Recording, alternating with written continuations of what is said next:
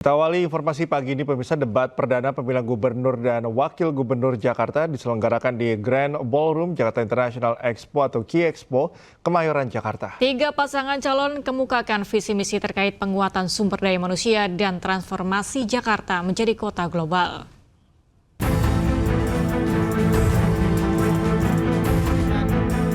Debat pasangan calon gubernur dan wakil gubernur Jakarta 2024 dibuka Ketua KPU Jakarta Wahyu Dinata. Debat yang terbagi dalam 6 segmen ini melibatkan 7 panelis dari berbagai unsur keilmuan yang berbeda-beda. Debat perdana ini dipandu presenter Aryo Ardi dan Anissa Dasuki. Debat dibuka pemaparan calon gubernur nomor urut 1 Ridwan Kamil yang akan menjadikan Jakarta lebih nyaman untuk semua kalangan termasuk kaum disabilitas dan para wanita. Salah satu topik menarik adalah kemacetan Jakarta.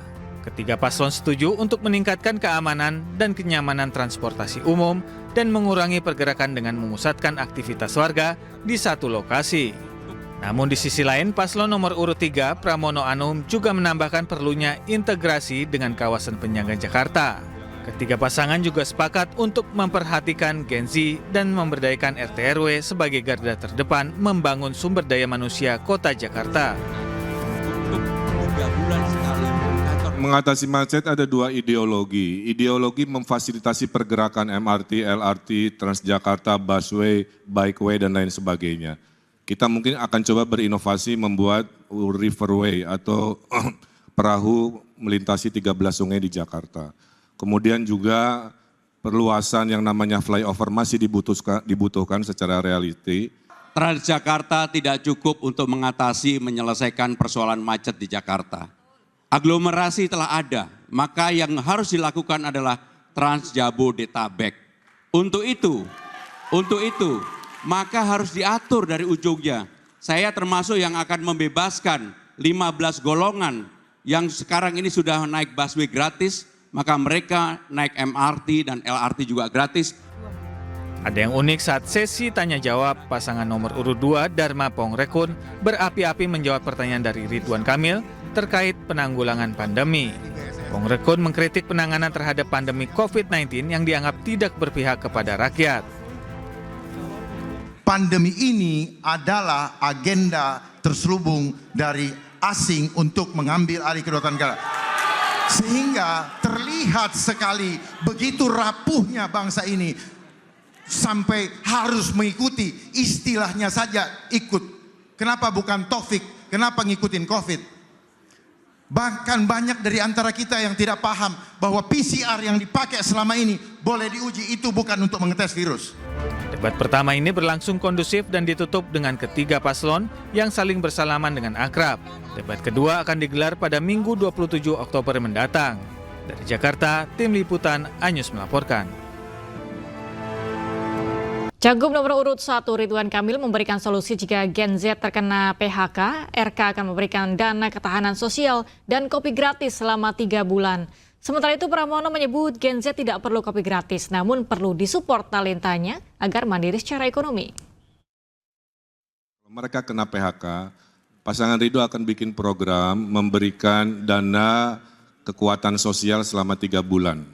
Sebelum mereka bisa melamar kerja lagi. Nanti angkanya kita hitung sesuai kebutuhan APBD. Ya. Itulah negara hadir kepada adik-adik Gen Z di rumah jika Anda kena PHK. Kedua, setuju work from anywhere. Bedanya insya Allah pasangan Ridho akan memperbanyak coworking yang sewanya gratis buat Gen Z di Jakarta. Termasuk minum kopinya, karena Gen Z ini konsumsi kopinya besar sekali dan mahal. Nanti kita kasih gratis kopinya. Yang berikutnya adalah mari fokus ke kekuatan ekonomi baru, yaitu ekonomi digital, ekonomi kreatif yang akan berbeda dengan ekonomi orang tuanya yang sifatnya 9 to 5. Ya, bisa di mana saja, kapan saja. Itu dari pasangan Ridho. Secara prinsip bagi Gen Z, mereka harus dilatih untuk berkreasi. Maka kami lebih menawarkan cara-cara untuk mereka berkembang dengan apa yang dimiliki oleh mereka. Karena saya meyakini para Gen Z ini tidak perlu semata-mata diberi gratis kopi. Tetapi juga yang lebih penting adalah bagaimana talenta-talenta mereka disupport oleh negara. Dan negara hadir untuk itu. saya tidak membayangkan dari hal-hal kecil, ekonomi kreatif di tingkat Gen Z ini luar biasa. Bahkan saya membayangkan kalau para Gen Z ini dilebatkan untuk panggung-panggung di Karang Taruna, mereka jadi I.O. masing-masing di kelurahannya. Itu akan menjadi sesuatu income atau pendapatan baru bagi para Gen Z dimanapun para Gen Z itu berada. Terima kasih. Pada sesi pernyataan penutup, ketiga paslon menyampaikan janjinya untuk membangun Jakarta. Dan berikut pemirsa janji ketiga paslon Cagup dan Cawagup Jakarta. Semua program yang bagus dari Pak Ali Sadikin, Pak Sutioso, Pak Jokowi, Pak Foke, Pak Ahok, termasuk Pak Anies akan kami pertahankan. Contohnya, kartu-kartu yang sudah baik tentang pendidikan, tentang kesehatan, anak, disabilitas, dan lain-lain yang sudah ada, kami akan pertahankan. Kami hanya menambah 2 saja, hasil curhatan warga. Satu ada kartu pelayan rumah ibadah, ya, yang satu lagi adalah kartu untuk anak yatim Jakarta. Tapi kartunya kebanyakan kalau masing-masing pegang sendiri, sehingga kami akan mempunyai sesuai dengan kemajuan digital, kartunya cukup 1. Namanya kartu kamu, K-nya dari Jakarta, mu-nya maju. Kami memastikan bahwa penduduk Jakarta tidak boleh ada yang menganggur. Perutnya harus kenyang, semua sekolah. Pengusaha besar harus tetap jalan. Pengusaha kecil juga harus tetap jalan, termasuk UMKM. Jadi adil rakyat, didukung, investor besar juga semangat. Oleh sebab itu kami akan mengeluarkan kebijakan bagi UMKM atau rumah makan. Kami akan hapus PB1-nya yang tadinya 10, kami buang 0-nya. Jadi tinggal 1%. Kita pastiin semua hajat hidup warga Jakarta lebih mudah dan cepat. Tata kelola pemerintahan yang responsif dan manusiawi. Gen Z dan milenial nggak perlu khawatir, kami akan membuka lebih banyak peluang kerja dan pelatihan bersertifikat. Mulai dari public speaking hingga literasi finansial. Kami berkomitmen menjadikan Jakarta kota yang inklusif. Di mana fasilitas publik, transportasi, dan pendidikan ramah bagi penyandang disabilitas dan lanjut usia. Bagi kami, Anda sangat dihargai dan dicintai. Bagi guru honorer dan tenaga medis, kami tingkatkan kesejahteraan, gaji yang layak dan akses layanan dasar. Anda adalah pahlawan yang layak mendapatkan penghargaan setinggi-tingginya. Saat konvers usai debat Cagup Cawagup Jakarta, pasangan Ridho berjanji akan menanam 3 juta pohon untuk mengatasi polusi di Jakarta. Sementara itu pasangan Pramono Rano Karno berjanji tidak akan menjadikan jabatan Gubernur Jakarta sebagai batu loncatan untuk masuk dalam kontestasi Pilpres 2029. Nah, kami membumikan gagasan-gagasan itu menjadi hal-hal yang mudah dipahami oleh warga Jakarta.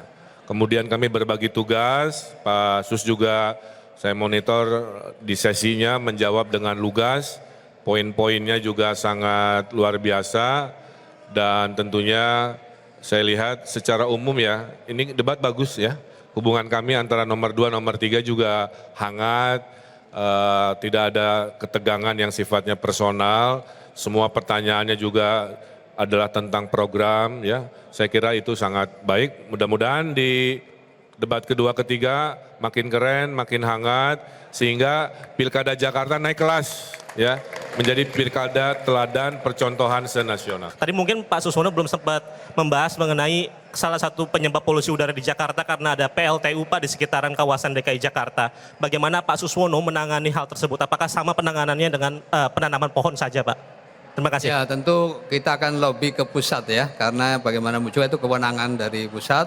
Yang jelas kami lebih bertekad pada bagaimana menghijaukan Jakarta. Sehingga kita bertekad dalam waktu 3 tahun mudah-mudahan tertanam 3 juta pohon. Ya.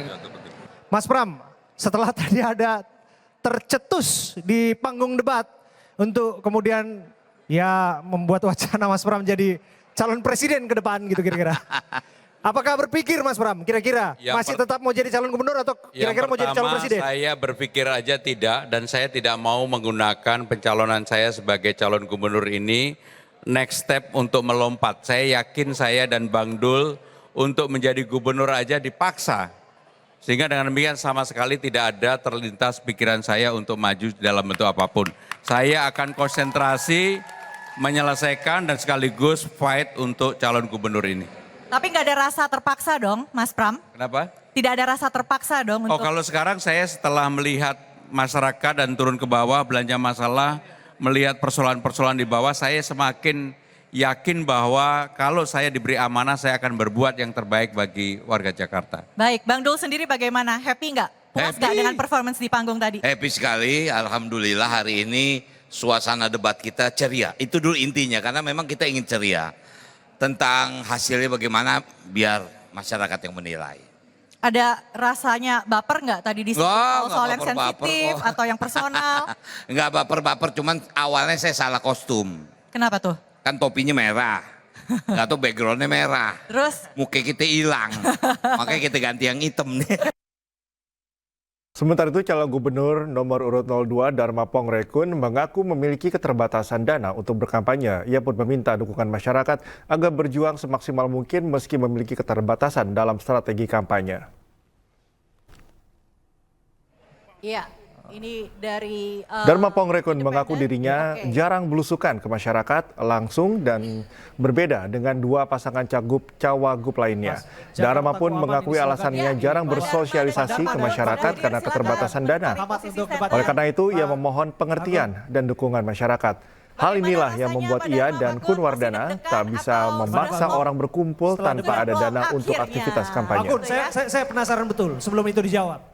Bapak tadi mengutarakan kepada... Disinilah yang saya ingin memberikan pemahaman bahwa kami itu independen. Independen itu tidak punya dana untuk bebas bergerak ke sana kemari lari-lari. Itu ada butuh bensin loh. Ngasih makan orang kalau kumpul, duitnya dari mana?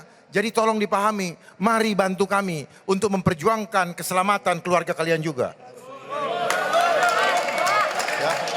Saya siap ada di garda terdepan untuk memperjuangkan nasib kita semua, termasuk saya.